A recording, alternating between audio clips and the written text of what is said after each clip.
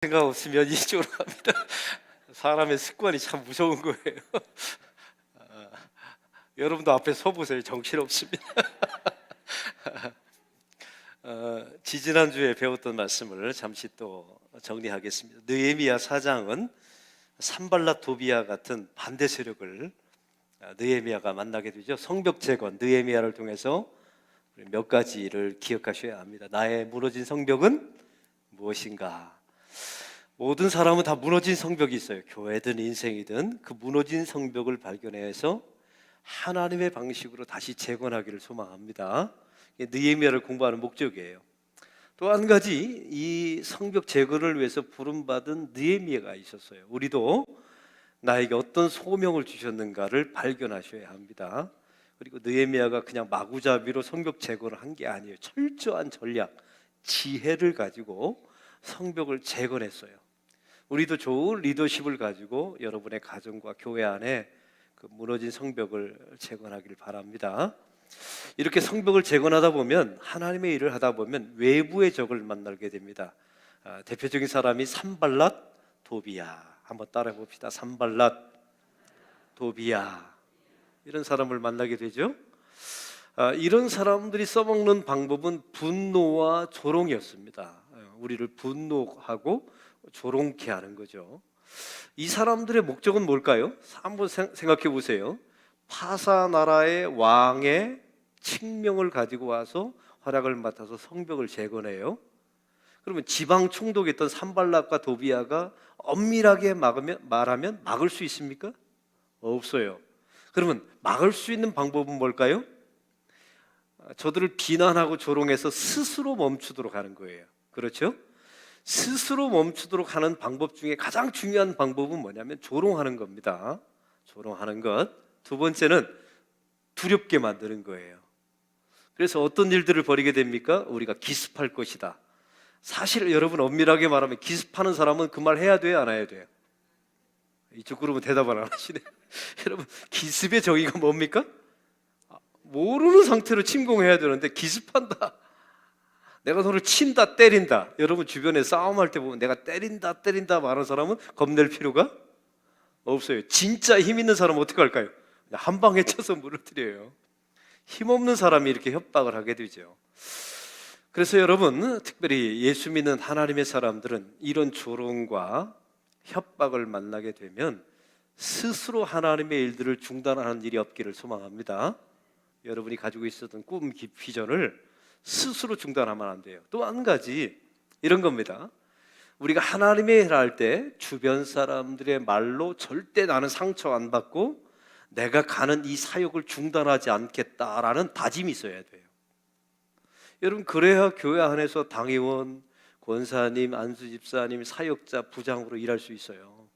여러분, 교회처럼 말이 많은 곳이 없어요. 또 희생이 많은 곳이, 왜 대답을 안 하세요? 안 그런 것처럼?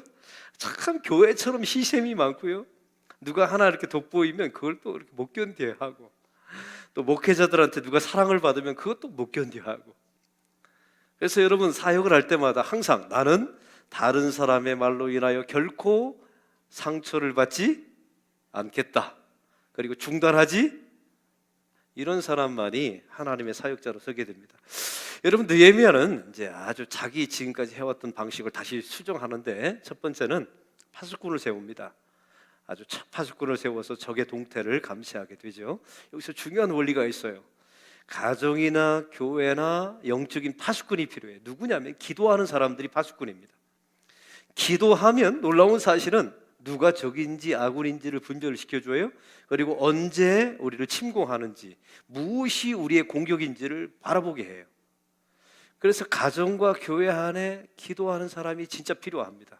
이게 파수꾼이기 때문에 그래요. 또한 오늘 느헤미야는 그 지도자와 가문대로 가까이 있는 성벽을 지키도록 했어요. 왜?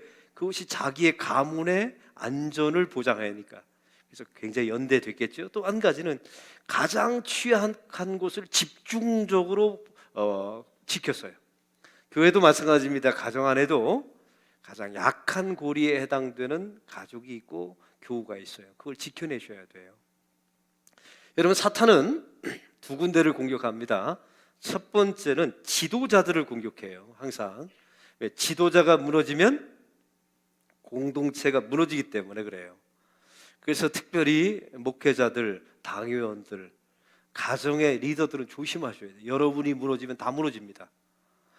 두 번째는 사단은 머리가 얼마나 좋냐면 지도자를 공격해서 안 되면 교회와 가정의 가장 약한 고리를 공격합니다. 그거 끊으면 그 교회의 고리가 끊기는 거거든요.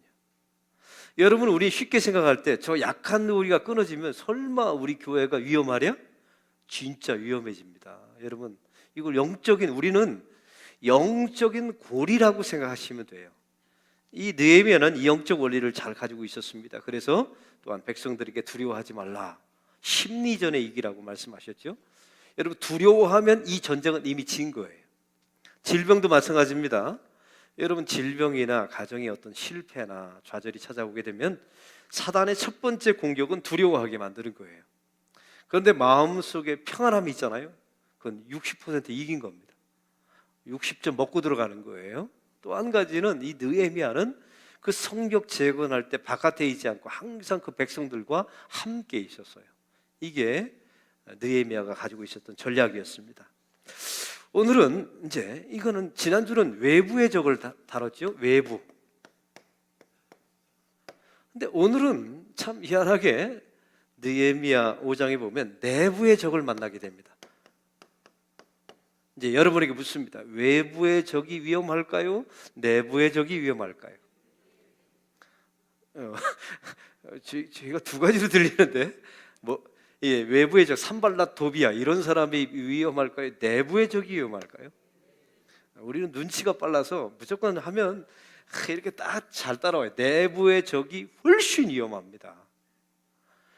왜냐하면 여러분, 성벽을 높이 쌓았는데 내부의 적이 나타난다면 성벽이 지켜낼 수가 없잖아요. 그래서 사실은 교회 공동체나 가정도 마찬가지예요. 우리는 자꾸만 남편이 돈을 적게 벌어와서, 내가 어떤 질병에 걸려서, 아니면 또 우리 사업이 실패해서, 우리 교회가 주변 사람들에게 고소를 당해서, 예를 들면 지역 주민들에게 일조권 때문에 고소를 당해서, 이런 외부의 적을 자꾸만 생각하는데 전혀 그렇지 않아요. 여러분, 저는 목회를 할 때마다 가장 무서운 적은 항상 어디에 있다? 내부에 있어요. 내부. 자기 개인 안에 있든지 교회 공동체나 가정 공동체 안에 있어요. 그러니까 무너진 성벽은 자꾸만 외부에서 찾지 마시고 자기 내부에서 찾으셔야 돼요. 성벽 재건은 어마어마하게 해놨는데 내부에서 적이 생겨서 문제가 발생하면 내부 안에서 꼼짝없이 갇혀서 멸망하는 겁니다. 그러면 어떤 내부의 적이었는지 한번 봅시다. 잘 들어보세요.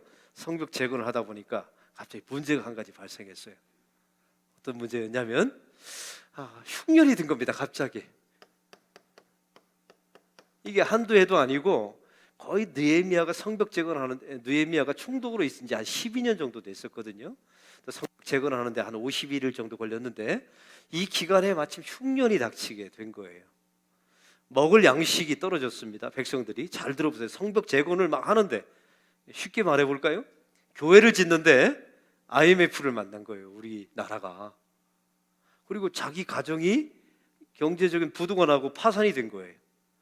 그리고 심지어 어떤 일이 발생했냐면 자기의 토지와 자기의 재산을 전당 잡혀야만 생계를 할 수가 있었어요.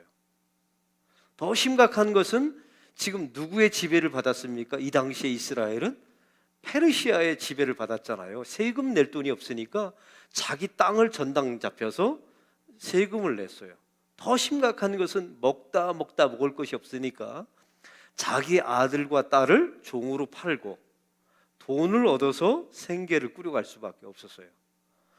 여러분, 이런 상황이 되니까 성벽 재건이 제대로 될 리가 없지 않습니까? 그러니까 내부의 문제가, 이 가난의 문제가 발생하게 된 거예요. 가난, 궁핍. 이게 유대인들의 가난의 문제가 발생하게 된 거예요. 그런데 여기에 문제가 있었어요. 잘 보세요. 가난은 누구도 구제가 못한다고요? 나라 임금님도 구제를 못한다고. 그런 속담이 있잖아요. 그 얘기는 뭔지 아세요? 어느 시대나 가난은 있었다. 우리는 요즘 불경기라고 그러잖아요. 여러분, 항상 우리는 불경기라고 그러잖아요. 가난의 문제는 항상 다가와요. 근데 문제가 있었어요.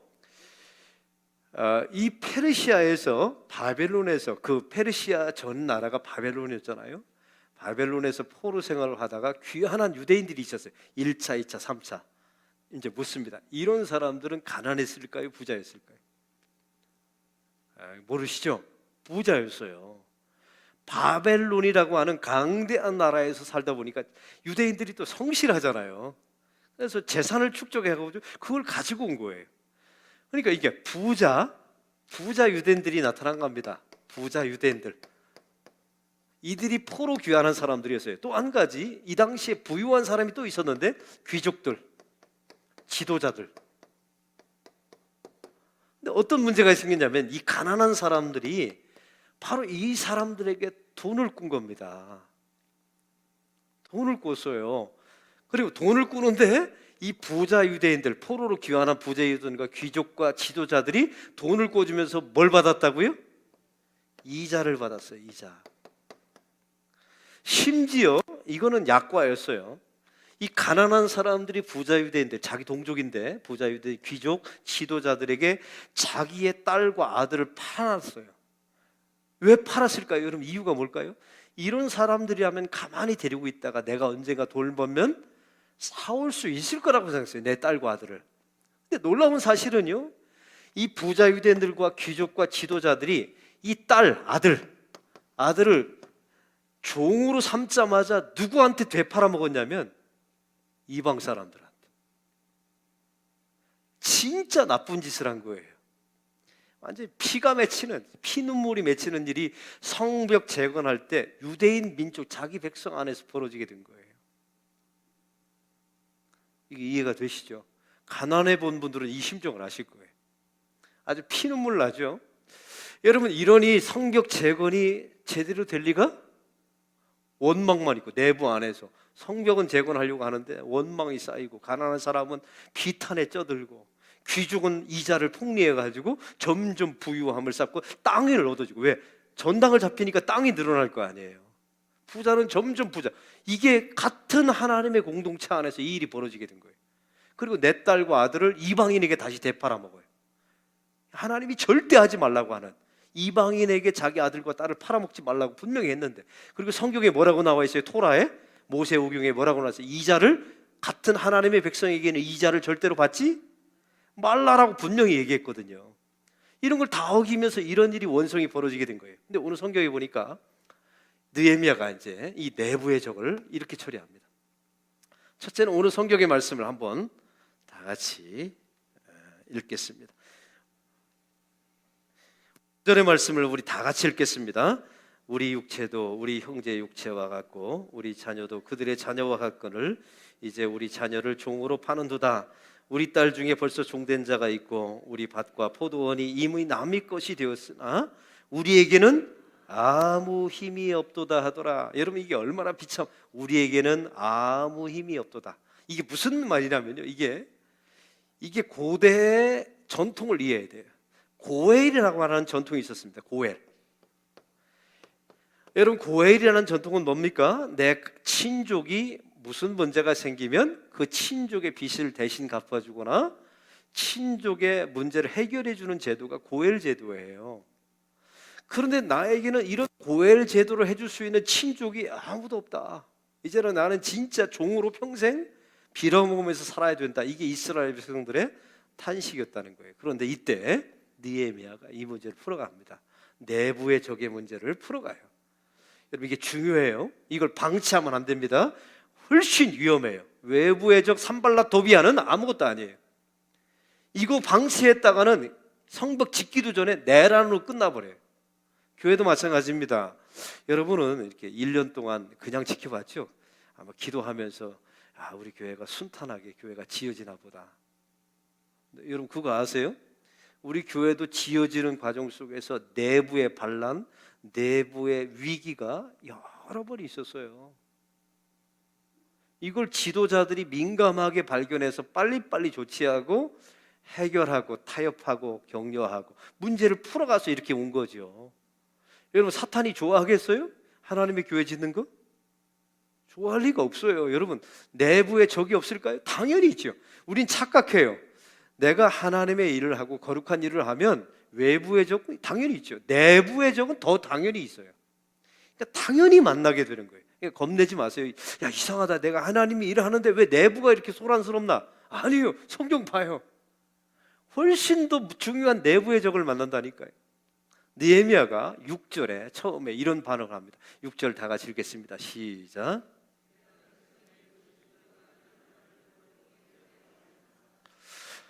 첫 번째 반응은 한번 따라해봅시다. 분노하였다.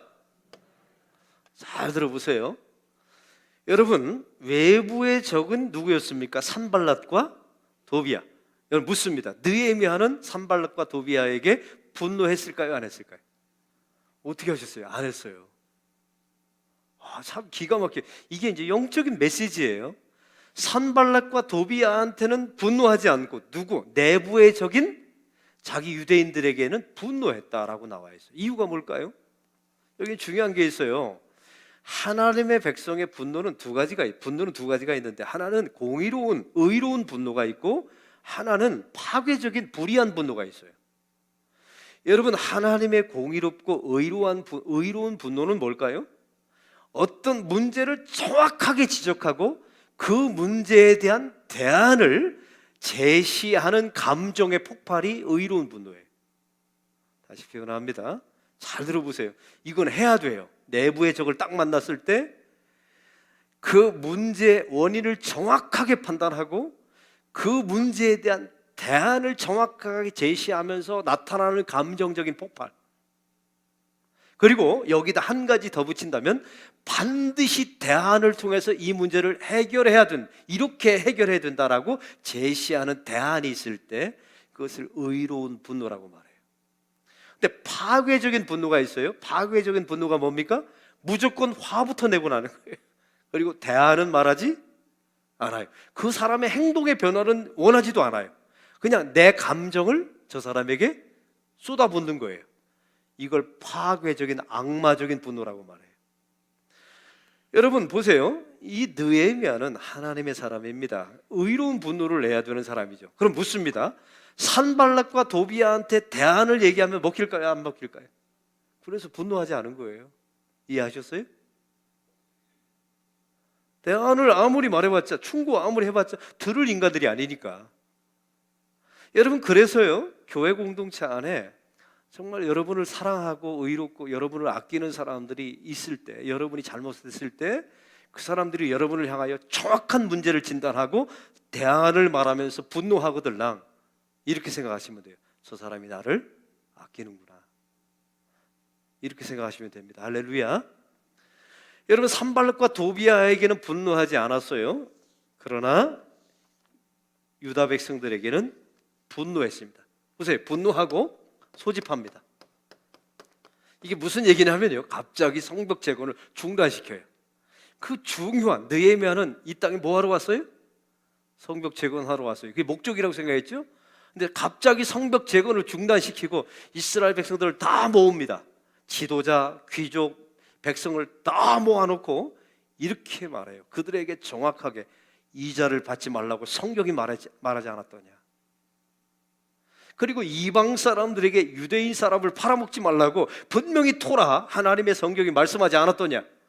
아주 정확하게 문제를 진단하고 대안을 말해요. 어떤 대안을 말할까요? 수집하고 뭘 받지 말라? 이자를 받지 말라.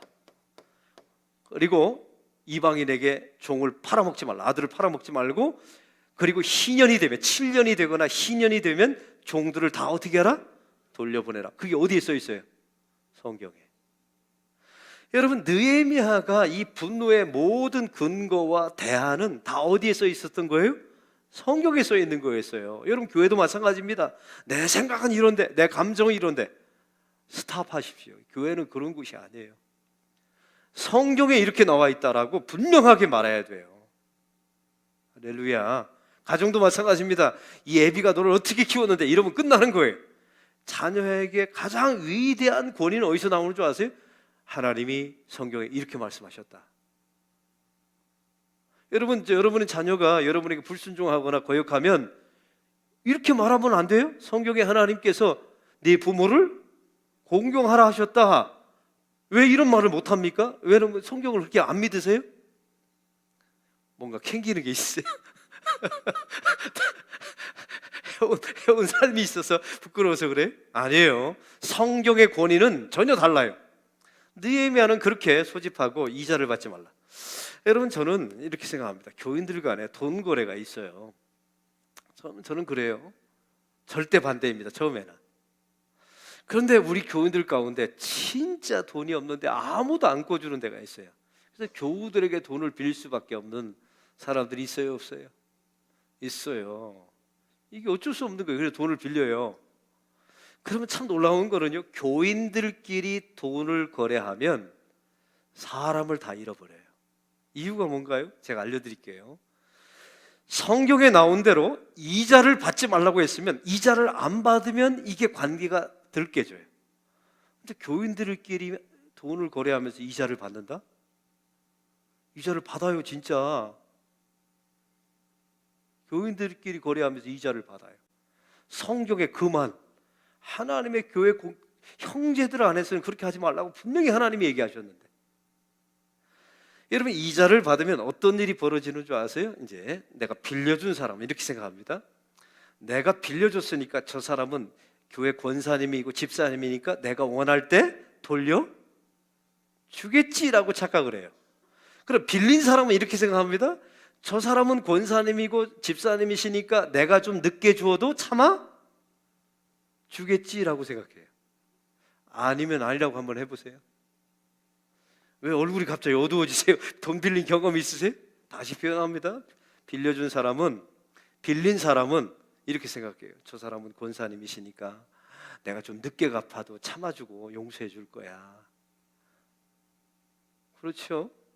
또 빌려준 사람은 저 사람은 권사고 집사님이니까 내가 원할 때 돌려달라고 하면 바로 돌려줄 거야. 서로 다른 생각을 하며 사는 거예요. 그러니까 관계가 깨질 수밖에 없어요. 여기서 중요한 게 있어요. 혹시 돈 거래 안 하는 게 제일 좋지만 돈 거래를 하려면 이자를 받지 마세요. 두 번째가 중요해요. 돌려받지 않아도 되는 돈만 빌려주세요. 왜 아멘 안 하세요? 저는 제 여동생하고 또 저희 처갓집 처남들하고 돈 거래를 한 적이 있어요. 이자 받지 않습니다. 그리고 두 번째, 이 돈이 혹시 어려워져서 돌려받지 못하더라도 각오하고 돈을 빌려줬어요. 이유가 뭘까요? 그 사람들은 나의 형제니까. 여러분, 이런 생각 없이는 교회에서 돈 거래할 생각 아예 하지 마세요. 제가 분명히 말합니다. 사람도 잃고 신앙도 잃고 결국 교회를 떠나버리고. 왜 이런 바보 같은 짓을 하세요? 성경에 분명히 금했는데 이자 받지 말라. 여러분, 이자 받지 말라는 말은 뭐예요? 진짜 궁핍한 사람이 있으면 돈을 빌려 주라는 얘기예요. 그의 경제적인 도움을 주라는 거예요. 그러나 이자를 받지 말라는 의미는 이런 겁니다. 형제를 통해서 나의 이익을 추구하지 말라. 형제는 그런 관계가 아니라는 거예요. 여기서 중요합니다. 형제는 그런 관계가 아니에요. 이걸 항상 잊지 마세요.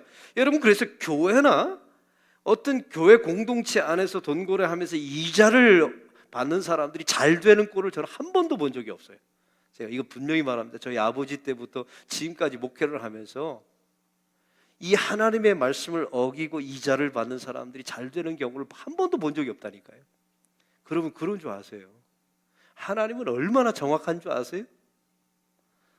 왜냐하면 이 사람은 사람을 통해서 이득을 보려고 하는 사람인지 사람을 소중히 여기는 사람이 아니거든요. 한번 묻습니다. 그런 사람이 장사를 오래 할 수 있을까요? 한번 물어볼게요. 장사를 오래 할 수 결국 장사라는 건 뭘 얻는 거예요? 사람을 얻는 거고 신뢰를 얻는 건데요. 여러분, 그래서 하나님께서 바로 이런 방식으로, 그럼 여러분 혹시 얼굴에 목사님이 세상을 몰라도 너무나 몰라요, 이런 분들이 계시다면 저는 뭐라고 말할 거예요? 여러분은 하나님을 몰라도 너무나 몰라요. 하나님을 몰라도 너무나 몰라요. 여러분, 이런 분노를 통해서 소집하고 이자 받지 말라 하고 설득합니다. 이게 중요해요. 그리고 대안을 제시하게 되죠. 그리고 그들의 행동 수정을 정확하게 말합니다. 이건 이렇게 하라, 하지 말라. 이걸 분명하게 말하죠. 이게 첫 번째 대안이었어요. 두 번째는 한번 보세요. 지금 누가 혼나고 있어요? 지금 부자 유대인, 귀족, 지도자들이 혼나고 있잖아요. 이자 받았다고. 지금 이 느헤미야가 분노하면서 다 모아놓은 자리에서 공개적으로 망신을 시키는 거예요. 여러분, 공개적으로 망신을 시키는데 놀라운 사실은 이 느헤미야가 이런 표현을 씁니다. 우리의 대적 이방 사람, 또한 우리 하나님. 이게 무슨 얘기인 줄 아세요? 부자 유대인, 귀족, 지도자와 이 가난한 사람을 다 누구라고 표현하고 있어요? 우리라고 표현하고 있어요. 한번 따라해 봅시다. 우리.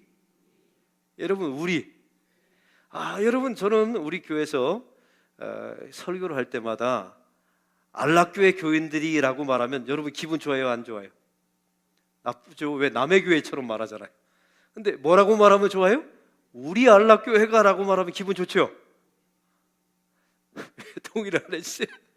여러분, 제가 특세 때 우리 목사님들이 소개를 많이 해주셨는데 제가 듣고 싶은, 가장 좋아하는, 선호하는 호칭이 있어요. 우리 부목사님들이 발견을 못 하더라고요. 뭐였을까요?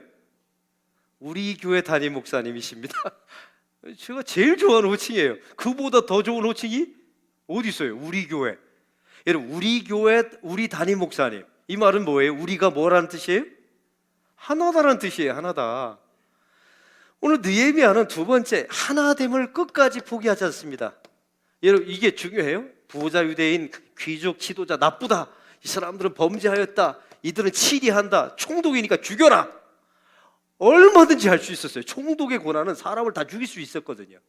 근데 죽이라고 말하지 않고 우리 하나님, 우리의 대적 이방인, 이렇게 말하면서 다 우리라고 말해요. 여러분, 결국 여러분은 잘못 이자 받았지만 결국 우리는 그리스도 안에서, 하나님 안에서 우리는 한 형제입니다. 여러분, 이게 설득시킨 거예요. 책망하지만 그들의 마음을 하나로 계속 묶어주게 된 것이죠. 또 한 가지, 세 번째 해법입니다. 세 번째, 그들의 소산과 재산과 포도주와 모든 것들에, 이제 부자들에게 말한 겁니다. 귀족 지도자들에게 100분의 1을 다 떼어서 가난한 사람들에게 나눠줘라. 여러분, 왜 100분의 1일까요? 그게 그 당시에 이자였어요. 이자. 다시 다 돌려주라 라고 말했더니 이스라엘 백성 전체가 뭐라고 말했대요? 아멘. 한번 따라합시다. 아멘. 아멘이라고 대답하고 하나님을 송축했다 합니다. 이래서 이 내부의 문제를 해결해요. 만약에 느헤미야가 이 문제를 방치하고 그냥 성벽만 계속 높이 쌓았더라면 어떤 일이 벌어졌을까요? 그 높은 성벽 안에 이스라엘 백성들이 갇혀서 자기들끼리 싸우다가 스스로 멸망당합니다. 우리 교회도 마찬가지예요. 여러분, 교회를 크게 짓고 잘 짓는다고 해서 교회가 잘 되는 게 아니에요. 이건 성벽입니다. 성벽을 세웠으면 내부 안에 있는 문제를, 위기를 해결해야 돼요. 가정도 마찬가지입니다. 여러분의 가정이 잘 되려면 외부의 물질의 문제나 세상의 문제를 말하기 전에 내부의 여러분의 문제가 무엇인지를 발견해서 그걸 정확하게 해결해야 돼요. 거룩한 분노를 가지세요. 대안을 말하세요. 그리고 중요한 건 하나님의 말씀의 근거에서 지적하세요. 하나님이 그걸 금하셨다, 이건 하나님이 하라 하신다, 말씀의 권위를 가지고 주장하시기 바랍니다. 아멘. 그럼 여러분이 그걸 아멘이라고 화답하고 바꾸면 돼요. 그러면 이 공동체가 다시 살아나게 됩니다. 이제 말씀을 정리합니다. 근데 중요한 사실은요, 이 문제를 풀어갈 때 느헤미야가 솔선수범하게 됩니다. 오늘 성경에 보니까 14절의 말씀을 우리 다 함께 14절의 말씀을 다 같이 읽겠습니다. 시작.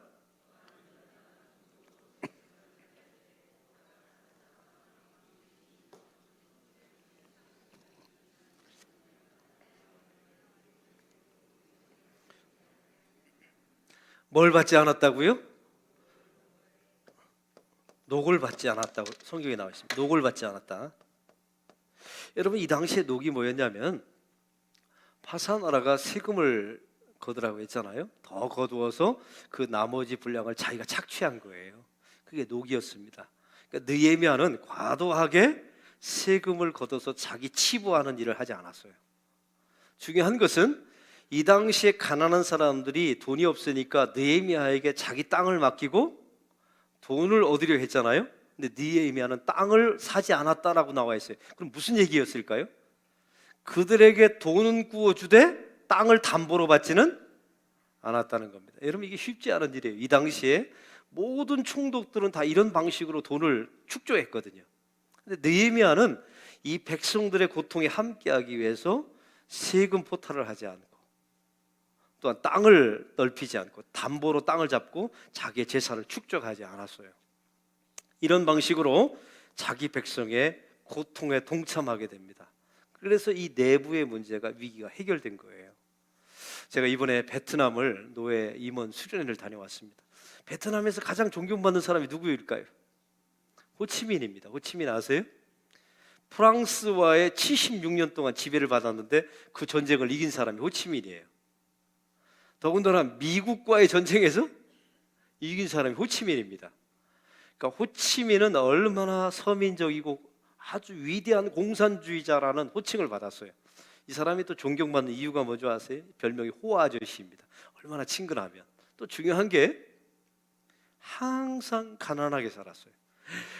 이 부하들이 관사를, 공산당이니까 일당 독재니까 얼마나 권력이 세요. 어마어마한 관사를 지었는데 그걸 나몰라라고 놔두고 그 조그만 창고 안에서 혼자 살았답니다. 평생 결혼을 하지 않았어요. 나는 국가와 결혼했다고 하고 아주 청빈한 삶을 살았고, 죽을 때 그 사람의 유품을 이 공산당들이 정리하다 보니까 옷 한 벌밖에 없더라 합니다.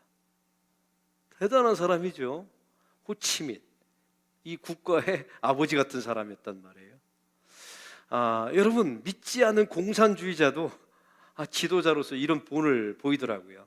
근데 얼마 전에, 몇 년 전에, 2년 전부터 이 베트남 사람이 가장 존경하는 사람 1위가 바뀌었답니다. 1위가 누가 됐을까요? 박항서가 1위가 되고 호치민이 2위를 밀렸대요. 근데 올해 또 조사를 했는데 호치민이 3위를 밀렸답니다. 1위가 박항서, 2위가 누군 줄 아세요? BTS라고 아세요? 방탄소년단. 3위가 호치민이 됐답니다. 제가 왜 이런 얘기를 하면, 그럼에도 불구하고 호치민은 이 사람들에게 존경받는 지도자로 남아 있어요. 이제 말씀을 맺습니다. 여러분, 교회 공동체 혹시 부유한 분들이 있거들랑, 또 교회 지도자들은 그 백성들의, 교회 공동체 가난한 사람들, 어려운 사람들의 고통을 나 몰라 해서는 안 됩니다. 주님께서 싫어하세요. 왜냐하면 우리 형제니까. 우리 교회도 마찬가지입니다. 교회를, 건물을 짓는데 저는 가슴 아픈 게 뭐냐면, 그 가난한 과부들이 헌금을 내서, 얼마나 많이 과분하게 헌금을 내서 우리 교회를 짓고 있어요. 여러분, 교회 그것도 귀하지만 이런 방식으로만 교회가 지어져서는 안 됩니다. 교회 안에 부자 유대인, 귀족 지도자가 있다면 하나님의 성벽 재건을 하는데 하나님의 일들을 같이 감당해야 합니다. 그들의 분량만큼 감당해 줘야 돼요. 이게 하나님의 백성의 공동체의 의미입니다. 만약 이런 공동체 의식이 없다라고 말하는 것은 그 공동체에서 이미 떨어져 나간 거예요. 이미 영적으로, 심리적으로 떨어져 나간 겁니다. 여러분, 어느 정도로 말하냐면, 느헤미야가 백성을 다 모아놓고 이렇게 말합니다. 너희가 이자 받지 말라, 또 이렇게 백성의 고통에 참여하지 않겠다고 이 시간 거부하는 사람은 내가 옷의 먼지를 털어버릴 것이다 라고 말해요. 이게 무슨 의미인 줄 아세요? 이 공동체에서 너희를 끊어버리겠다는 뜻입니다. 여러분, 이것은 느헤미야의 선언이 아니라 하나님의 선언이었던 거예요. 여러분, 우리가 교회 다닌다고 해서 안락교회 교인이 되는 게 아닙니다. 여러분, 착각하지 마세요. 교회, 안락교회 출석한다고 해서 안락교회 교인이 되는 게 아니라, 이 안락교회, 우리 안락교회의 고통에 함께 참여해야 안락교인이 되는 거예요. 우리 교회 안에 연약한 자들의 아픔과 짐을 함께 나눠줘야 안락교인이 되는 겁니다. 할렐루야. 이걸 항상 잊지 마세요. 그리고 오늘 결론입니다. 외부의 적은 그렇게 무섭지 않아요. 얘네들은 힘도 없어요. 그러니까 협박만 하죠. 죽인다, 급습한다. 그리고 두려움만 추구하고요. 내부의 적이 훨씬 더 위험합니다. 여러분, 가정이나 교회도 내부의 적이 많아요. 내부의 적의 요소가 많습니다. 그 안에 시기와 다툼과 이런 불균등, 공의로움이 사라지는 것, 그 형제들의 아픔을 나 몰라라 하는 것, 이자 받으면서 자기 배나 축적하는 이런 공동체를 하나님이 좋아하실 리가 있겠습니까? 그래서 이런 문제, 흉년을 통해서 이 문제를 다 주님께서 들추시는 거예요. 이 내부의 문제부터 해결하고 그 다음에 성벽 쌓아도 늦지 않다고. 그러니까 성벽 재건을 다 중단시키고 이 문제를 해결한 후에 다시 성벽 재건합니다. 이게 하나님의 백성의 재건의 원리입니다. 이런 원리가 우리 교회 안에 지켜지길 소망합니다. 다시 표현합니다. 교회는 어마어마하게 지어놓고 내부 안에 이런 형제됨, 그 안에 형제 아픔, 가난함 이런 것들을 나 몰라 하고 과부들만 돈 내서 교회를 짓고 이랬다가는 제가 분명히 말해, 하나님이 우리 교회 옷을 털어버리세요. 옷을 털어버린다는 의미는 뭐냐면 우리를 진짜 빈곤하게 만들고 자중질환이 일어나서 성벽은 높이 세웠는데 그 안에서 자기들끼리 싸우고 자기들끼리 미워하고 해서 아주 전멸해버리는 이런 일들이 벌어지지 말란 법이 없다는 겁니다. 여러분, 우리 안락교회가 다시 한번 표현합니다. 교회는 잘 짓고 있지만 이 안에서 가난한 과부, 어려운 사람들, 병든 자들의 아픔을 함께하는 교회가 됐으면 좋겠어요. 하나님이 기뻐하십니다. 아멘. 성벽 재건 좀 늦게 하더라도 괜찮아요. 형제들끼리 하나됨을 지켜내는 게 훨씬 더 중요합니다. 이런 영적인 원리가 내부의 위기를 잘 극복하는 우리 안락교회가 되기를 축원합니다. 하나님 아버지, 오늘 말씀을 통하여 이스라엘 공동체가 내부의 위기를 맞이했습니다. 이 위기를 느헤미야는 영적인 감각을 가지고 잘 풀어내고 해결하는 모습을 보게 됩니다. 우리 안락교회도 우리 가정들도 이 내부의 적을 잘 조심스럽게 다루고 주님의 뜻으로 말씀으로 이 문제를 해결하는 하나님의 백성들이 되게 하여 주시옵소서. 예수 그리스도의 이름으로 기도하옵나이다. 아멘.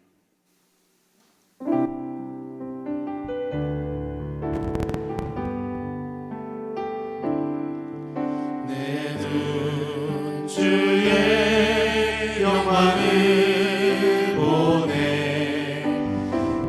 우리 가운데 계신 주